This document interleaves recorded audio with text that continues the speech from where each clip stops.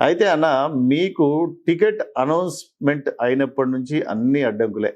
యాక్చువల్‌గా అయితే ticket announce చేసిన వెంటనే ఇమ్మీడియేట్‌గా శంకర్ గారి వర్గీయులు కావచ్చు, ఇంకా తెలుగుదేశం పార్టీ నుంచి టికెట్ ఆశించిన వర్గీయులు కావచ్చు, మీకన్నీ అడ్డంకులే పెట్టడం మొదలుపెట్టారు.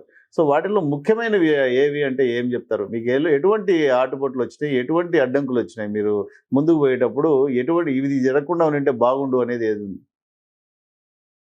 ఒకటి ఎప్పుడు బాధపడేదేమంటే, ఎప్పుడైతే ఎంపీ టికెట్ కిరణ్ కుమార్ రెడ్డి గారికి ఇచ్చినారో, అప్పటి వరకు ఒక లైన్‌లో ఉన్న ఈ మీరు చెప్తాను ఈ లక్ష్మీదేవమ్మ టీడీపీ వర్గీయులు కావచ్చు, శంకర్ యాదవ్ దగ్గర ఉన్న వర్గీయులు కావచ్చు, అందరూ ఆల్మోస్ట్ ఫైనల్ స్టేజ్‌కొచ్చింది. ఎప్పుడైతే కిరణ్ కుమార్ రెడ్డి గారికి అనౌన్స్ చేయడం, కిరణ్ కుమార్ రెడ్డి గారిని నేను ఒక క్యాండిడేట్ ఉన్నాడనేది లేకుండా నన్ను అవాయిడ్ చేయడం, నా నామినేషన్‌కి రాకుండా పోవడం, నా నామినేషన్‌లకు అశేష దాదాపు 35-40 వేల మంది వచ్చినారు. తమ్మలపల్లి చరిత్రలోనే ఎప్పుడు లేవు. ఎవరు లేకపోయినా నా నామినేషన్‌కి ఎవరు రాకపోవడం. పబ్లిక్ మీటింగ్‌లలో మీకు ప్రసంగించడానికి మైక్ కూడా ఇవ్వకపోయేవాళ్ళు అని అంటారు. అది నిజమేనా? నేనే ప్రసంగిస్తా. నేనే ఎక్కువ మాట్లాడతా కదా! నేను మాట్లాడకుండా ఎవరుంటారు? అంటే నేననేది కిరణ్ కుమార్ రెడ్డి గారు స్టేజ్ మీద ఉన్నప్పుడు ఆయన ఆర్గనైజ్ చేసిన మీటింగ్‌లలో మీకు అవాయిడ్ చేయడము, మిమ్మల్ని ఇగ్నోర్ చేయడము, మీకు మైక్ ఇవ్వకపోవడం కూడా జరిగింది అని అంటారు.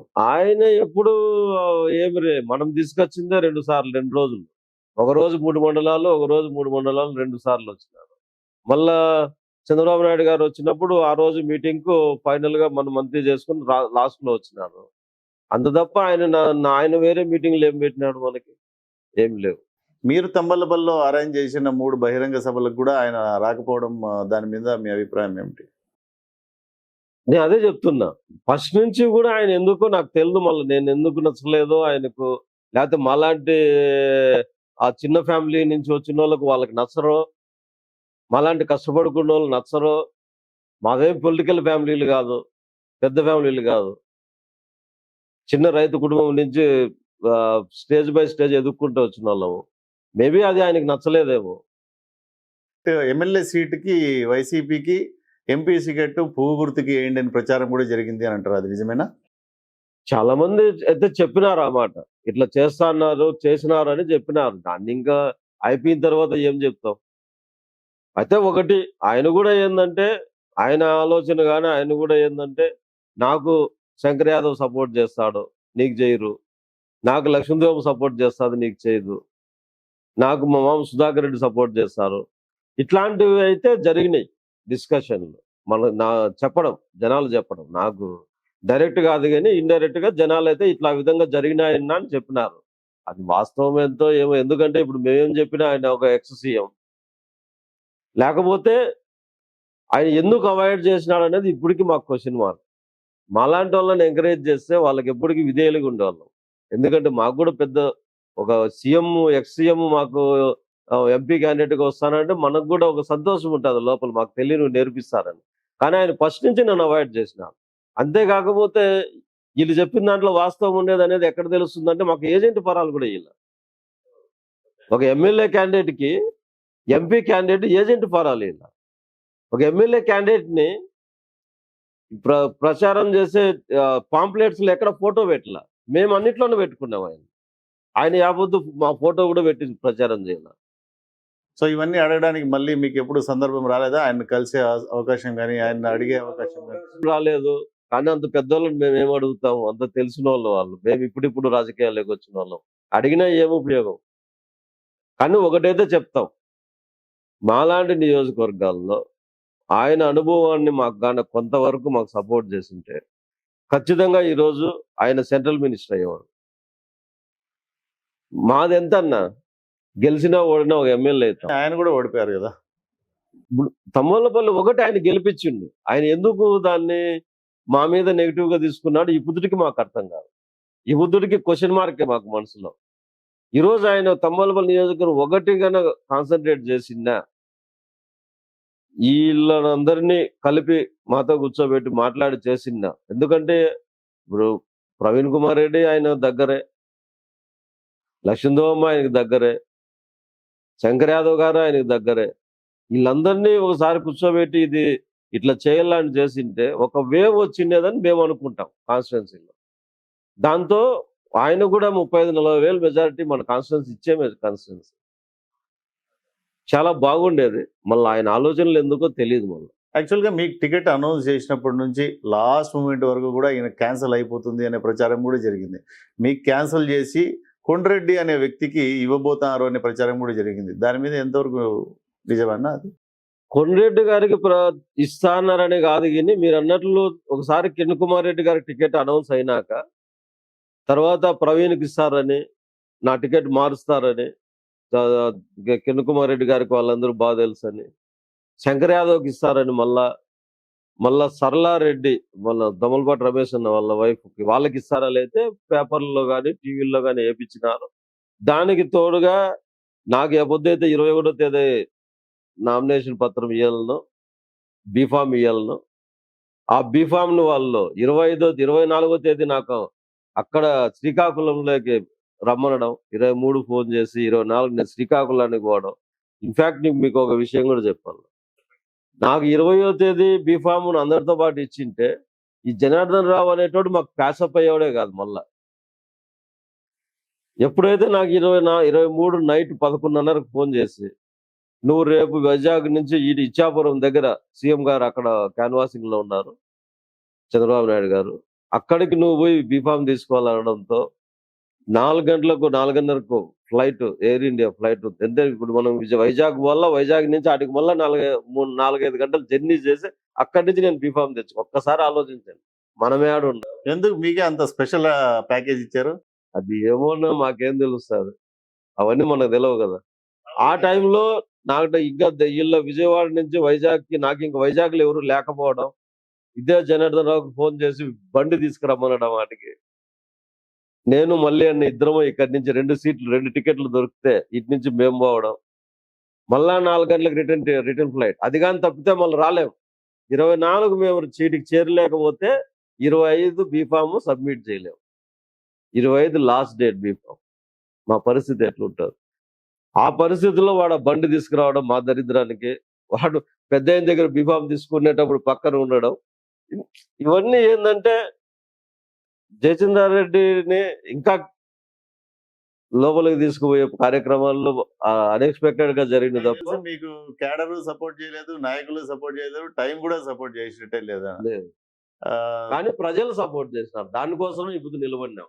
కానీ మీకు ఎప్పుడైనా అనిపించింది వచ్చి ఏది ఇది ఇంత నెగిటివ్ గా ఉంది, నాకు ఏది సవ్యంగా జరగడం లేదు, ఎందుకైనా వచ్చినామని ఎప్పుడు అనిపించలేదా?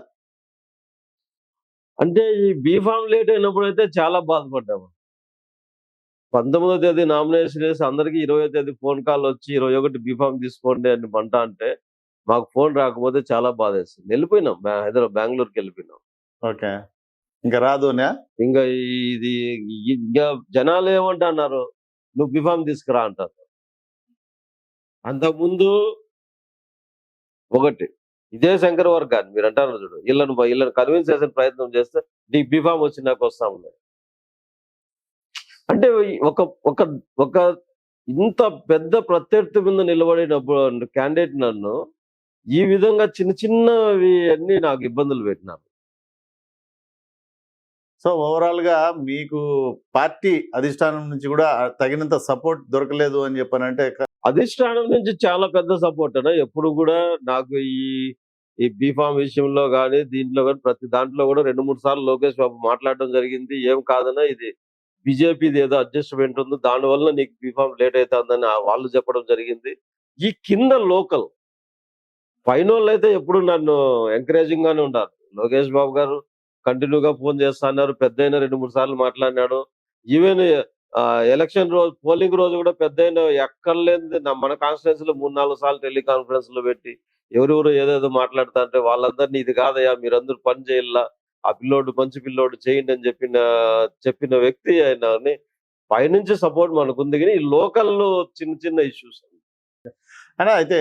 ఇంకా మనీ మేనేజ్మెంట్కి వస్తే యాక్చువల్గా 102 గ్రామాధ్యక్షులకి 7 మండలాధ్యక్షులకి 5,000 రూపాయలు 50,000 రూపాయలు చొప్పున వాళ్ళ ఖర్చులకి ఇవ్వమని చెప్పి పార్టీ ఆదేశించినా కూడా మీరు ఇవ్వలేదు అని అంటారు. అది ఎంతవరకు నిజం అంటారు?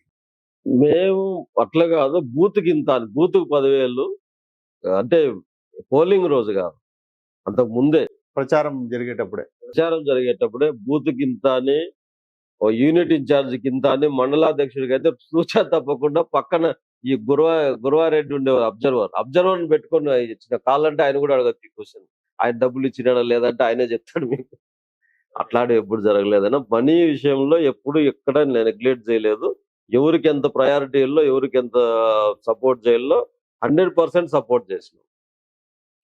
అలా అయితే ఈ ప్రచారం జరిగేటప్పుడు కొన్ని మండలాల్లో, కొన్ని పల్లెల్లో ఓన్లీ ఈ చెల్లపల్లి ఫ్యామిలీ వాళ్ళని మాత్రమే నమ్ముకొని మిగతా నిజమైన క్యాడర్‌ని నెగ్లెక్ట్ చేశారు అని అంటే దానికి మీరిచ్చే సమాధానం ఏంటి? నెగ్లెక్ట్ అయితే ఏం చేయలేదన్నా. లేకపోతే చెలపల్లోళ్ళు కూడా ఒక మండలంలో వాళ్ళ బ్రదర్స్ వాళ్ళు ఉన్నారు కాబట్టి పెద్దమండి మండలంలో వాళ్ళని తీసుకోవడం జరిగింది. అట్ ద సేమ్ టైమ్ మిగతా వాళ్ళని కూడా మనం చేయడం జరిగింది. కానీ ఎక్కడ క్యాడర్ అనేది నెగ్లెక్ట్ చేయలేదు. ముసలకుంట రమణ గారు శంకర్ యాదవ్ గారి వర్గమే అయినప్పటికీ పార్టీకి విధేయుడు. ఆయన మీకు టికెట్ ఇచ్చిన తర్వాత మీకోసం అని చెప్పి 15 లక్షల రూపాయల పైననే ఖర్చు పెట్టి ఆయన మొత్తం క్యాన్వాసింగ్ కోసం మీకు సహకరించడం అయితే జరిగింది. కానీ మీరు వాళ్ళని రిసీవింగ్ సరిగా లేదని, బీసీలు అంటే మీకు చిన్న చూపు అని ప్రచారం చేయడం జరిగింది. దీని మీద మీ ఎక్స్‌ప్లనేషన్ ఏంటి? మీరు ఒకసారి జిట్టారమణ మీరు అడిగేది. జిట్టారమణ ఎక్కడ క్యాన్వాసింగ్ చేసినాడు, యావత్తు క్యాన్వాసింగ్ లో పాల్గొన్నాడు అనేది చూపిస్తే దీనికి సమాధానం నేను చెప్తాను. సో ఆయన ప్రచారం కోసం ఖర్చు పెట్టింది కానీ ఇంకోటి చేసింది కానీ నిజం కాదంట. నాకు తెలిసి నేను యావత్తు నాతో అయితే ప్రచారం చేయలేదు. ఆ రోజు ఆయన అయితే తెలుగుదేశం పార్టీకి ఓటేయమని చెప్పి ప్రచారం చేసిన దాఖలాలు అయితే నేను ఎప్పుడు వినలా. చాలా మంది అయితే తెలుగుదేశం పార్టీ అంటే ప్రాణంగా ప్రేమించే వాళ్ళు ఉన్నారు. అభ్యర్థి ఎవరైనా కూడా వాళ్ళకి ఇర్రెస్పెక్టివ్, వాళ్ళకి అభ్యర్థి ఎవరు ప్రకటించినా మేము చేస్తామనే వాళ్ళు ఉన్నారు. వాళ్ళందరినీ ఎందుకు కలుపుకోలేకపోయినారు అంటారన్న? మేము కలుపుకున్నాం కాబట్టే కదా 85,000 ఓట్లు వచ్చినాయి. ఈ రోజు మీరు ఒకసారి రికార్డు తీసుకోండి, తమోలపల్లి రికార్డు. గెలిచినా ఓడినా తెలుగుదేశం పార్టీ గెలిచినప్పుడు కానీ ఓడిన నాయకులు కానీ ఏ ఒక్కరికి కూడా 85,000 ఓట్ బ్యాంక్ రాలే తెలుగుదేశం పార్టీ. మీరు అన్నట్లు ఎవరైతే కరడు కట్టిన వాళ్ళు కావచ్చు, పార్టీకి విధేయులు కావచ్చు, వీళ్ళందరూ నాతో ఉన్నారు కాబట్టి 85,000 ఓట్లు వచ్చినాయి నాకు. ఇప్పటికీ ఉన్నారు కాబట్టే ఈ పరిణామాలు. కానీ పూర్తి స్థాయిలో సహకరించలేదు. సహకరించింటే కనుక 100% తెలుగుదేశం పార్టీ కార్యకర్తలు సహకరించినారు, క్యాడర్ సహకరించినారు, అభిమానులు సహకరించినారు. సహకరించింది ఎవరంటే ఈ కోవట్లు ఎవరైతే ఉన్నారో, పార్టీ పేరు చెప్పుకొని పార్టీ నమ్మిన కోవట్లు ఎవరున్నారు వీళ్ళు మాత్రమే. పార్టీ ఈ బుద్ధుడికి నా ఈ కార్యకర్తలు ఈ బుద్ధుడికి బాధపడతానే ఉన్నారు. ఇప్పుడు మీరు నిన్న తిరుపతిలో జరిగిందంట అన్నారు. ఎవరు తిరగమన్నారు? ఎవరికి ఎందుకు తిరగబడినారు వాళ్ళు? వాళ్ళ ఇంటి కోసరం కాదు, లేకపోతే నా కోసరం కాదు వాళ్ళు తిరగబడింది, పార్టీ కోసం. ఎందుకు పార్టీ పని చేయని వాళ్ళకు, పార్టీకి పని చేయకుండా వెన్నుపోటు పడిసిన వాళ్ళకు మాత్రమే ఫోన్లు చేసినారు, పార్టీ కోసం ఇంత కష్టపడిన వాళ్ళకు మాకెందుకు ఫోన్ చేయలేదని వాళ్ళు తిరగబడినారు. అంతే కదా జరిగింది. వీళ్ళందరినీ ఇప్పుడు ఒకటి మేము సస్పెండ్ అయినామా, పార్టీకి ఎంతవరకు చేసినామా, ఆ రోజు చేసిన వర్గం పెట్టల. మేము కోరుకునేది ఒకటే, పార్టీ బాగుండాల. ఇప్పుడు పార్టీ పదవుల్లో ఉంది. పార్టీ పదవుల్లో ఉన్నప్పుడు ప్రజలకు మనం చేయగలిగితే రేపు గుర్తు పెట్టుకుంటారు, రేపు మళ్ళా మనకు ఓట్లు వేస్తారు. దాన్ని బలోపేతం చేయమని మనం అడుగుతాం ఎవరికైనా కూడా. మేము కూడా చేసే పని అదే. మేము ఆ రోజు ఇప్పటి వరకు మీరు ఎక్కడన్నా చూసుకోండి, ఏ రోజు కూడా మేము ఎలక్షన్లు కానీ ఇవి కానీ మేము ఇన్ని కోట్లు పెట్టినాం, అన్ని కోట్లు పెట్టినాం, మేము ఇట్లా నాశనం అయిపోయినాం, అట్లా నాశనం అయిపోయినాం, నా ఫ్యామిలీల మెంబర్లు కానీ మేము కానీ ఆపొద్దు మేము మీడియా ముందుకు రాలా.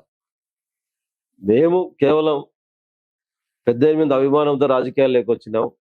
ఏముంటుందో పోతుందో, కొన్ని ల్యాండ్లు అమ్మినాం, కొన్ని లోన్లు పెట్టినాం, సంపాదించిన డబ్బులంతా దారపోసినాం. ఆ రోజు ఇది పోయిందని మేము ఆలోచించాలి. కేవలం అడుగుతా అనేది ఏంది, పార్టీకి పని చేయని వాళ్ళకి, ఆ రోజు కార్యకర్తలను పట్టించుకున్న వాళ్ళకి, నియోజకవర్గాన్ని పట్టించుకున్న వాళ్ళకి మళ్ళా ఎందుకు లైమ్ లైట్లోకి తీసుకొస్తాను? ఇప్పుడు లోకల్ బాడీ ఎలక్షన్లు వస్తున్నాయి. లాస్ట్ టైం మీరు అన్నారు కదా, మనం ఎందుకు ఓడిపోయినాం ఇన్ని నియోజకవర్గాల్లో అంటే, మనం ఎందుకు ఓడిపోయినాం? చిన్న మార్జిన్ 5,000 ఓట్లలో మనం ఓడిపోయినాం. ఎందుకు ఓడిపోయినాం? ఎంపీటీసీలు వాళ్ళు, జెడ్పీటీసీలు వాళ్ళు, సర్పంచులు వాళ్ళు, పోలీసులు వాళ్ళు, వచ్చే పోలింగ్ ఆఫీసర్లు వాళ్ళు, ఇంతమంది వచ్చి ఇంత ఇది చేస్తే కూడా 5,000 ఓట్లతో మనం ఓడిపోయినాం. అదే లోకల్ బాడీ ఎలక్షన్లు వచ్చినప్పుడు మనోళ్ళు ఇదే శంకర్ యాదవ్ నియోజకవర్గాన్ని కానీ పార్టీని బలోపేతం చేసుకోవాలని ఈ శంకర్ యాదవ్ 22 ఎలక్షన్లో బీఫామ్ ఎందుకు ఇలా ఎంపీటీసీలకి జెడ్పీటీసీలకి ఎందుకు నిలబెట్ల ఎలక్షన్లో? ఏమంటారు మీరే చెప్పండి, నేను చెప్పేది కాదు, ప్రజలు నిర్ణయిస్తారు. ఈ పొద్దు మేము వచ్చినాం, నేను ఓడిపోయినా, కానీ నేను చెరువు ఎలక్షన్లు చేసిన, స్కూల్ కమిటీ ఎలక్షన్లు చేసినాం, సింగిల్ విండో నామినేటెడ్ పోస్టులు ఇప్పించినాం. ఏ ఒక్కరైనా వైసీపీ వాళ్ళు ఉన్నారా? ఈ పొద్దు పార్టీ అభిప్రాయం తీసుకోవాలా? నేను సస్పెండ్ అయినా, వీళ్ళు కాదా పార్టీ కార్యకర్తలు? వీళ్ళు పార్టీకి పనిచేసినారనే కదా మనం నామినేటెడ్ పోస్టులు ఇచ్చినాము, స్కూల్ చైర్మన్లు ఇచ్చినాము, చెరువు చైర్మన్లు ఇచ్చినాము. వీళ్ళందరికీ ఎందుకు ఫోన్లు చేయాల మీరు? నా వేదన కాదు, నాకేముంది, నాలాంటి వాళ్ళు 10 మంది వస్తారు తంబలపల్లికి, అది పెద్దల నిర్ణయం. కానీ ఈయన ఉండి వాళ్ళు పార్టీ కోసం కష్టపడే వాళ్ళ అభిప్రాయం తీసుకోవాలి కదా చెప్తుంది పార్టీ. అయితే ప్రచారంలో మీరు స్థానికంగా ఉన్న టీడీపీ క్యాడర్ను వదిలేసి శ్రీనాథ్ రెడ్డి అండ్ దత్తాత్రేయ రెడ్డి వంటి వాళ్ళను మాత్రం ఎక్కువగా నమ్మడము, వాళ్ళకే మనీ మేనేజ్మెంట్ కానీ పలానా పల్లెల్లో ప్రచార బాధ్యతలు కానీ ఇవ్వడం కానీ జరిగింది అని చెప్పని అంటారు అన్న. కానీ సొంతం క్యాడర్ని ఆ విధంగా కూడా మీరు కొంచెం దూరం చేసుకున్నారు అని అంటే దాని మీద మీ సమాధానం ఏంటి? అదే చరణ్, ఎప్పుడు నేను క్యాడర్ని ఎంకరేజ్ చేయలేదు అనేది అదే. నేను ఎప్పుడు నా క్యాడర్ నా ఇది ఉండాలా, నా వర్గం అని చేయలేదు. శ్రీనాథ్ రెడ్డి అనే వ్యక్తి ఒక క్లస్టర్ ఇన్ఛార్జ్ కాబట్టి ఆయనతో మనము చేయడం జరిగింది, ప్రచారం మనమే చేయడం జరిగిందని వేరే కాదు. ఈ దత్తాత్రేయ రెడ్డి అనే అతను పెద్దవండి అతను, ఆయన ఏం పెద్దగా మనం ఇది కాదు. ఇదే పార్టీని మనం ఎక్కడ పార్టీ మనుషుల్ని ఎక్కడ కూడా దూరం పెట్టకూడదు అనే ఆలోచనతో మనం చేసినాం తప్ప వేరే ఆలోచన అయితే మనం ఏం చేయలేము. అయితే అన్న, ఇప్పుడు ముఖ్యమైన ప్రశ్న, యాక్చువల్గా మీరు తెలుగుదేశం పార్టీలో ఉన్న కోవర్టుల వల్ల నేను ఓటమి పాలయ్యాను అని, కోవర్టులే ఆ ప్రత్యర్థులతో కలిసి నన్ను ఓడించారని చెప్పి అనేసి మీరు అభియోగించడం జరిగింది. కానీ మీరు వైఎస్ఆర్సీపీకి సంబంధించిన కోవర్టు అని, మీకు గార్లపెంట దగ్గర మైనింగ్లో వైఎస్ఆర్సీపీ నాయకులతో భాగస్వామ్యంలో బిజినెస్లు నడుస్తున్నాయి అని వాళ్ళు చేస్తున్న అభియోగం. అంతేకాకుండా ఎలక్షన్ ముందు వైఎస్ఆర్సీపీ నుంచే మీకు ఒక 10 కోట్ల రూపాయల పైన డబ్బులు కూడా ముట్టినాయి అని చెప్పని అంటారు. దీని మీద మీ సమాధానం ఏంటి? ఇప్పుడు నేను చెప్పేది ఒకటి, వాళ్ళు ఏదో గాలి వార్తలు చెప్పిండొచ్చు. ఇప్పుడు నాకు గాండ్లపెంట దగ్గర మైనింగ్ చూపిమని చెప్పాను. నేను వైసీపీ వాళ్ళతో డాక్యుమెంట్స్ కూడా ఉన్నాయి గార్లపెంట దగ్గర, చూపిమనండి. నేను మైనింగ్ చేస్తానే డాక్యుమెంట్ ఏదైనా ఉంటే చూపిమనండి. గాలి వార్తలు వద్దు, తీసుకురామనండి. మైనింగ్ చూపిమనండి. పేపర్లో ఏవో నా సంతకాలు ఉంటే ఇంకోటి ఉండేటివి కాదు. గాండ్లపెంటలో నా మైనింగ్ చూపించండి, వాళ్ళలో నా పార్ట్నర్షిప్ చూపించండి. ఆడ ఎవరు చేస్తా అన్నారు, చేస్తామన్నారు, జయసింహారెడ్డి పార్ట్నర్షిప్. అంటే నేను అనేది ఒక సంస్థ, ఒక మైనింగ్ అంటే దానికి ఒక బ్యాంక్ అకౌంట్ ఉంటుంది కదా, దానికి ఒక ఆఫీస్ అడ్రస్ ఉంటుంది కదా. మైన్ అనేది ఆడ చేస్తా అంటే వర్క్ చేస్తా అనేది ఉంటుంది కదా,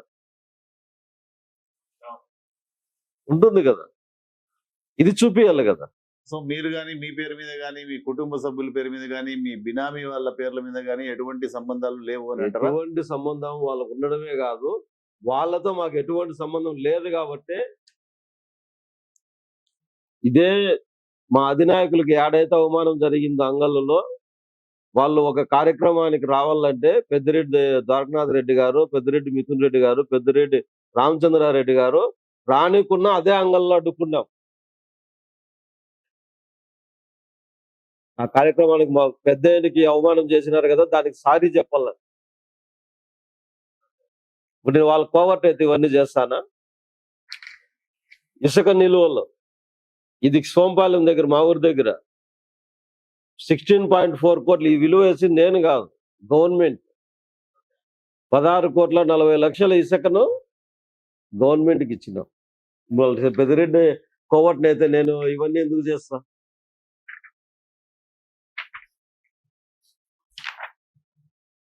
పెద్దిరెడ్డిని తిరగనీయం తమ్మలపల్లి కాన్స్టిట్యున్సీలో క్షమాపణ చెప్పకపోతే. నేను ఇన్ఛార్జిగా ఉన్న 18 నెలల్లో ఏ మండల్ మీట్లో అయినా వైసీపీ వాళ్ళు కానీ వీళ్ళు అటెండ్ అయినారా? ఆ రోజు మేము ఒకటే అడిగినాం, చూసుకోండి, మళ్ళీ డిస్ప్లే చేయండి. మేము అడిగింది ఒకటే, నువ్వు పేపర్లు చింపి ఇనానమస్ చేసినావు ఎంపీటీసీలు జెడ్పీటీసీలు. ఈరోజు మా ప్రభుత్వం వచ్చింది, మీ వాళ్ళతో రిజైన్ చేయించు, ప్రజా సమక్షంలో తేల్చుకొని గెలుచుకొని రా మీటింగ్కి. ఇదే నినాదంతో అన్ని మండలాల్లో చేపించినాం. దీనికంటే పెద్దది చర్య ఎప్పుడు నేను నా ఇంటర్వ్యూలో మీరు ఎప్పుడు చూసినా కూడా తమ్మలపల్లి నియోజకవర్గంలో 70,000 పైచీలకు గవర్నమెంట్ ల్యాండ్ ఉంది. అదే పెద్ద ఆస్తి నియోజకవర్గానికి. ఈ ఆస్తితోనే తమ్మలపల్లి నియోజకవర్గము మన రాష్ట్రంలో నెంబర్ 1 అవుతుందని ప్రతి దాంట్లోనే చెప్తా.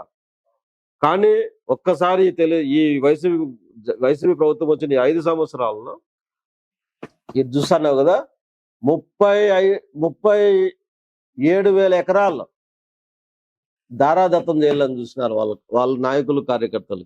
37,000 ఎకరాలు ప్రీహోల్డ్ చేయాలని చెప్పి రికార్డులు రెడీ చేసినారు.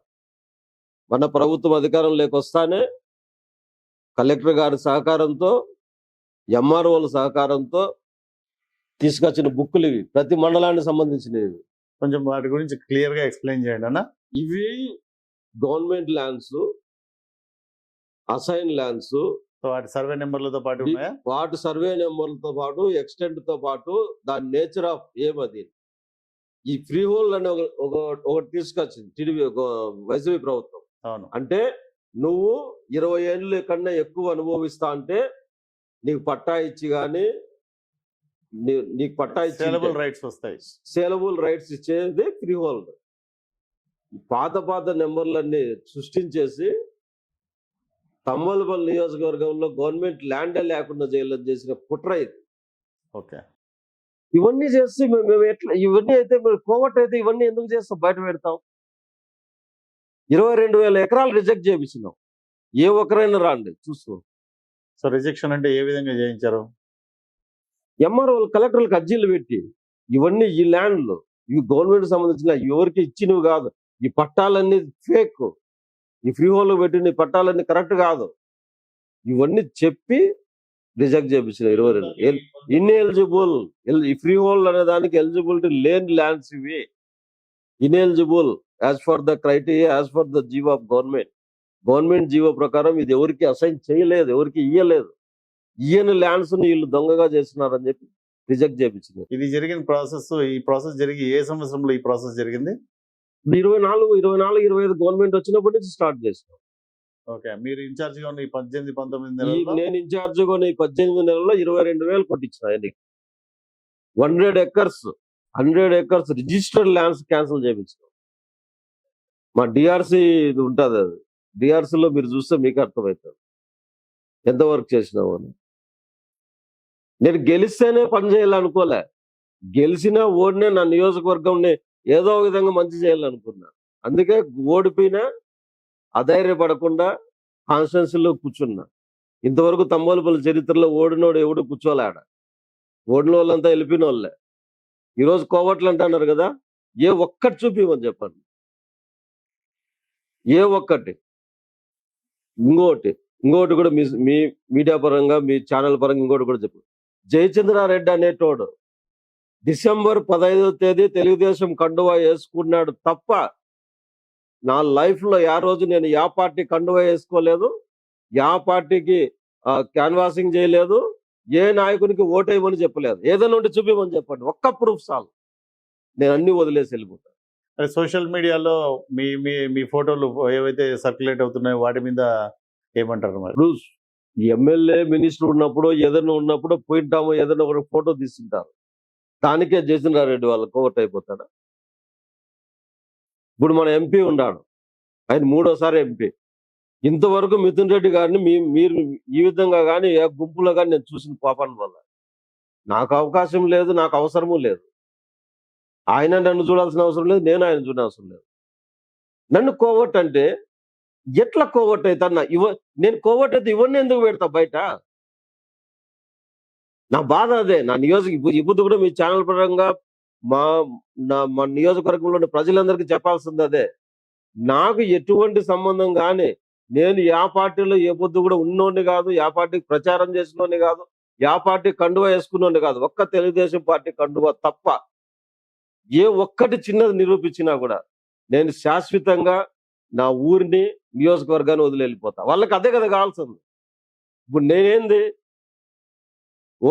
ఓడిపించాలనుకున్నారు, దొంగోట్లు సహకరించినారు, ఓడిపించినారు, అంతటితో సంతోషించినారా? ఎంపీ క్యాండిడేట్ నాకు సపోర్ట్ చేయనీయకుండా చేసినారు. సరే, ఆయన సపోర్ట్ చేయలా, కానీ నాకు ప్రజలు సహకరించి 85,000 ఓట్లు వేసినారు. అంతటితో అయిపోయిందా? నియోజకవర్గంలో ఏం ఈ పొద్దు నేను గట్టిగా చెప్తా, ఇప్పుడు నేను పొగురుగా చెప్తా, నా నియోజకవర్గంలో నేను ఇన్ఛార్జిగా ఉన్న 500-600 కోట్ల వర్కులు నేను చేపించిన. ఈ రోజుకి నేను తెచ్చిన వర్కులు తప్ప కొత్త వర్క్ ఏదైనా వచ్చిందేమో చెప్పాను. ప్రతిసారి ప్రతి ఫైనాన్షియల్ ఇయర్లోన 2 ఫైనాన్షియల్ ఇయర్లో నేను ఉన్నా ఇన్ఛార్జిగా. ఫస్ట్ ఫైనాన్షియల్ ఇయర్లో 6 కోట్లు సిసి రోడ్లు తెచ్చిన. సెకండ్ ఫైనాన్షియల్ ఇయర్లో అదే శ్రీధర్ గారు కలెక్టర్గా ఉన్నప్పుడు 10 కోట్లు సిసి రోడ్లు తెప్పించిన. ఇంకా ఎన్ఆర్జీ, ఇంకా ఇవి ఆవల సెట్లు ఇవంటే ఇంకా అన్లిమిటెడ్, ఎవరికి కావాలని ఇచ్చిన. సీఎం రిలీఫ్ ఫండ్లు స్టార్ట్ అయిన పొద్దుటి నుంచి మొన్న నన్ను సస్పెండ్ చేసే వరకు ప్రతి నెల నా నియోజకవర్గానికి మినిమం 100 సీఎం రిలీఫ్ ఫండ్లు వచ్చినాయి. ఒక మనిషిని పెట్టి, ఒక 2 మనుషులను పెట్టి ఒక మనిషిని నాటికి పంపించి ఆడ సీఎం వాళ్ళు ఎంటర్ చేయించి ఆడ చేసుకుంటూ వచ్చిన. ఎందుకు? ఇది పూర్ కాన్స్టిట్యున్సీ. ప్రతి రూపాయి విలువైంది. హాస్పిటల్ పోయి వాళ్ళు ఏదో ఆస్తులు అమ్ముకోవడం, బంగారు తాకట్టు పెట్టుకోవడం, 50,000 1,00,000 పెట్టుకుంటారు. మనం అంతా ఇవ్వలేం. ఎంతో కొంత తోడ్పాటు ఇస్తే అది రేపు వాళ్ళకు ఉపయోగపడుతుంది. ఎక్కడ పార్టీలు చూడలా, ఎక్కడ కులాలు చూడలా, ఈ పార్టీ ఆ పార్టీ. నా దృష్టిలో పార్టీ అనేది కేవలం ఎలక్షన్ అప్పుడే, తర్వాత అందరూ మనోళ్ళే. అందరికీ చేస్తేనే రేపు సొసైటీ మంచి సొసైటీ ఏర్పడుతుంది. ఈరోజు నేను కోవట్. ఎట్లా కోవట్? యాపొద్దున నేను వాళ్ళ మగాలు చూసినాను, యాపొద్దున వాళ్ళతో కూర్చున్నాను.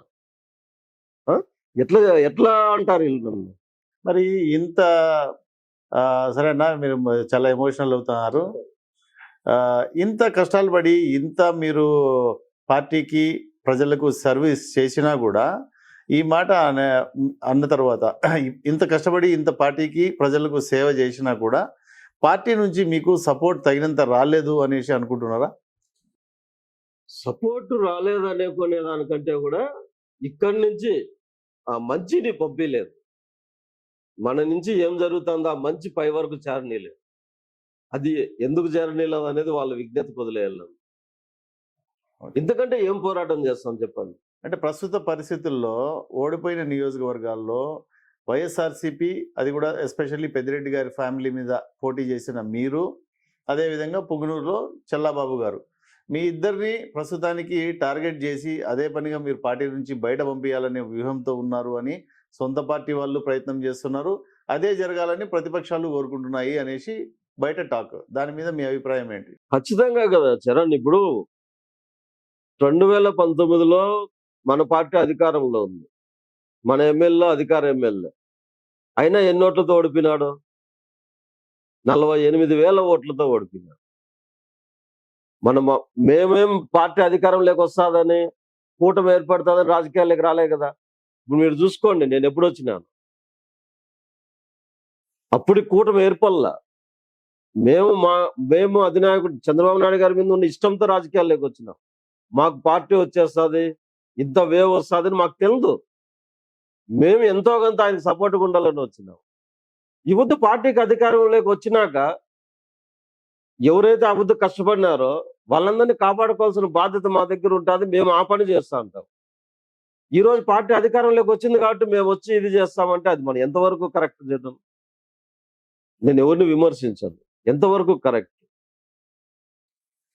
ఈ అధికారం ఉన్నప్పుడు మనం ఒక 10 మంచి పనులు చేస్తే కదా రేపు పొద్దున ఈ చెరువు కట్టించింది మనము, ఈ రోడ్డు వేపించింది మనము, మన పార్టీ. ఈ పొద్దున పోతే సంతోషం అవుతుంది. ఇప్పుడు నా కాన్స్టిట్యూన్స్ లో ఎక్కడ ఏం వర్క్ జరిగినా చెప్తా నేను. యా ఊర్లో రోడ్డు వేసినది చెప్తా. యా ఊర్లో రోడ్డు అప్పుడు గు- ఇదే లక్ష్మీదేవి అమ్మ 2 సార్లు ఎమ్మెల్యే, ప్రవీణ్ కుమార్ రెడ్డి 1 సారి ఎమ్మెల్యే, 3 సార్లు ఎమ్మెల్యే ఉన్న వాళ్ళ సొంత ఊరు గూడుపల్లికి మేమేపించినాం రోడ్డు. గూడుపల్లి కాలువల రోడ్డు కొన్ని సంవత్సరాల కల వాళ్ళది. పోయి విచారించుకో. అలా మీరు ఇంత వర్క్ చేసినా కూడా సోషల్ మీడియాలో మీ మీద ట్రోల్ చేస్తూ మీ క్యారెక్టర్ని అసాసినేట్ చేసే వ్యక్తుల మీద మీరు ఇప్పటి వరకు ఎందుకు చర్యలు తీసుకోలేదు అని అంటే ఏమంటారు?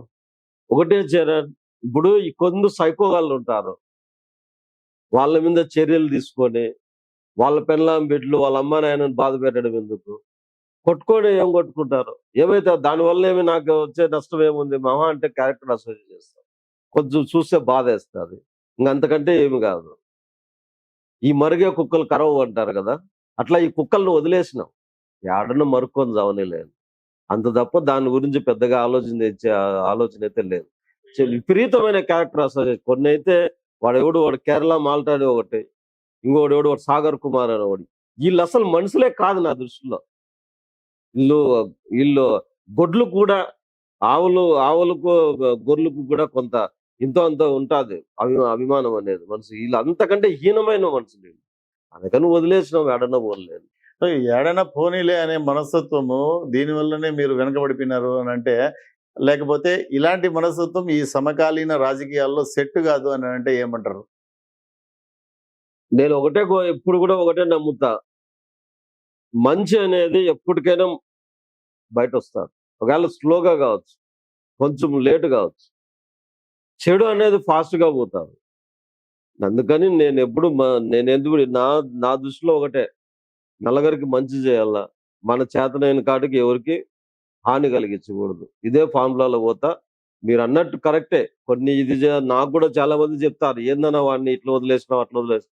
ఎందుకు ఈ రోజు వాడికి ఏదైనా జరిగి రేపు పొద్దున్నే వాడి ఫ్యామిలీ ఎంత బాధపడతారు? ఏదో వాడు బుద్ధుండో లేక మన మీద చేస్తాను, కానీ ఎన్ని రోజులు చేస్తారు చేసుకొని. ఓకేనా? మీ మంచి మనసుకు హ్యాట్స్ ఆఫ్. ఖచ్చితంగా వాళ్ళు కూడా నిజం తెలుసుకొని మీ గురించి నిజమే ప్రచారం చేస్తారని అనుకుంటాము. అయితే అన్న, ఇప్పుడు మద్యం కేసు ఫైల్ అయ్యి మీరు సస్పెన్షన్లో ఉన్నారు. దాని మీద ప్రస్తుతం స్టేటస్ ఏంటి? భవిష్యత్తులో ఏం జరగబోతోంది? మిమ్మల్ని సిట్ వాళ్ళు విచారణకి పిలిచారా? సిట్టు విచారణ కంప్లీట్ అయింది. ఇంకా తర్వాత ఏమనేది ఇంకా తెలియదు. దాని గురించి విచారణ కంప్లీట్ చేసినాము. ఇంకా తర్వాత మళ్ళా ఏదైనా అవసరమైతే పిలుస్తామన్నారు. సరే అని చెప్పిన. సో అక్కడ నుంచి క్లీన్ చిట్ వచ్చిన తర్వాత మళ్ళా సిట్ ఏ విధంగా అయితే మిమ్మల్ని పిలిచిందో అదే విధంగా పార్టీ అధిష్టానం కూడా పిలుస్తుంది అని చెప్పి అనుకుంటున్నారా? అనుకుంటున్నాం పిలుస్తుందని, చూద్దాం.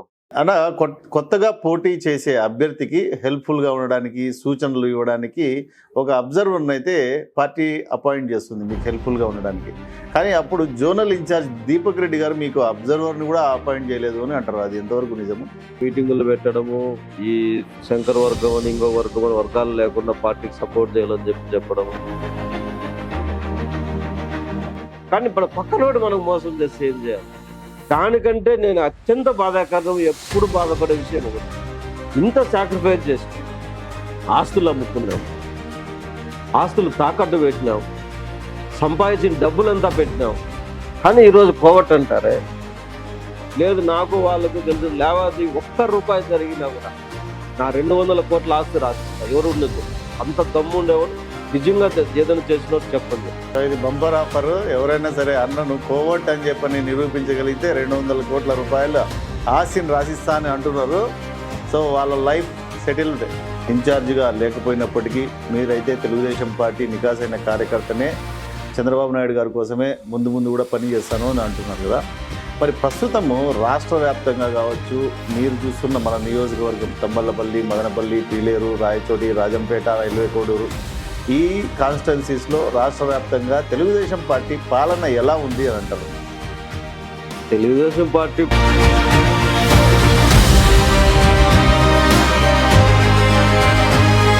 రాబోయే రోజుల్లో తంబళ్ళపల్లి ఇన్ఛార్జిగా ఇన్ కేస్ శంకర్ యాదవ్ గారిని నియమిస్తే మీరు ఆయనకు అనుగుణంగా పార్టీకి పనిచేస్తారా? అది పార్టీ నిర్ణయం. మీరు ఏ విధంగా సహకరిస్తారు శంకర్ యాదవ్ గారికి? శంకర్ యాదవ్ గారికి నేను సహకరించాను.